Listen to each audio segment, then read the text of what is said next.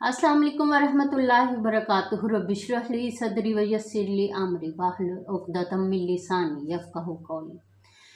नबी करीम सल्लल्लाहु अलैहि वसल्लम ने फरमाया कि अल्लाह सुब्हान व तआला की रहमत के 100 हिस्से हैं, सिर्फ एक हिस्सा ज़मीन में उतारा है और 99 रहमत के हिस्से जो अल्लाह सुब्हान व तआला ने अपने पास महफूज फरमाए हैं, कल क़यामत के दिन उन 99 रहमत के हिस्सों से दोज़खी जहन्नुम की बजाय जन्नत में जाएंगे।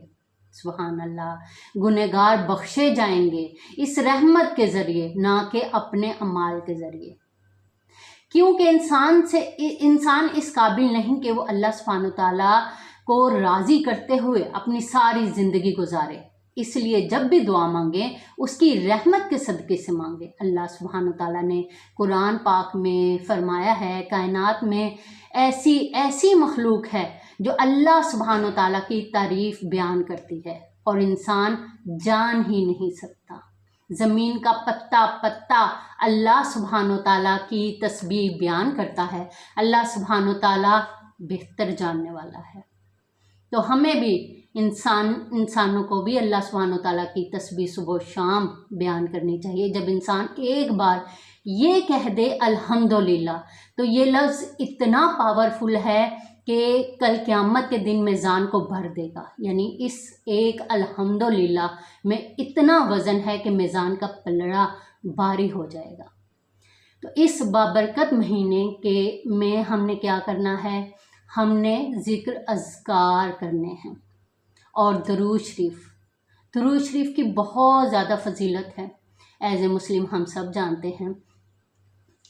तो हमें इस बाबरकत महीने में जितना कसरत से हो सके दुरूद शरीफ पढ़ना है। दुरूद पढ़ने से कोई और दुआ नहीं मांगनी पड़ती, अल्लाह सुब्हान व तआला को बताना नहीं पड़ता कि हमें ये चाहिए। खुद ब खुद जो बेहतरीन होता है वो हमें मिल जाता है।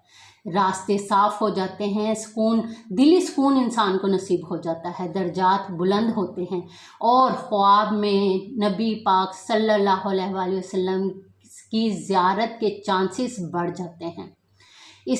इसको पढ़ने से गुनाह भी कम होते हैं, रिज़्क में भी बरकत होती है, उम्र में भी बरकत होती है, आजमाइशें आसान कर दी जाती हैं इसके पढ़ने वालों के लिए और घरों में रौनकें बहाल कर दी जाती हैं। दुरूद शरीफ के फ़ज़ाइल इतने ज़्यादा हैं कि सारा दिन बोलते रहें तो उसके फ़ज़ाइल ख़त्म नहीं होंगे। तो जितना कसरत से हो सके इस बाबरकत महीने में हमें दुरूद शरीफ पढ़ना है और अल्लाह सुब्हान व तआला से दुआ भी करनी है कि अल्लाह पाक हमें इस दुनिया में रह के आखिरत की तैयारी करने वाला सच्चा पक्का मुसलमान बना दे और हमारे रोज़ों को कबूल व मंजूर फरमाए। आमीन या रब्बुल आलमीन। आज के लिए इतना ही। जज़ाकल्लाह खैर।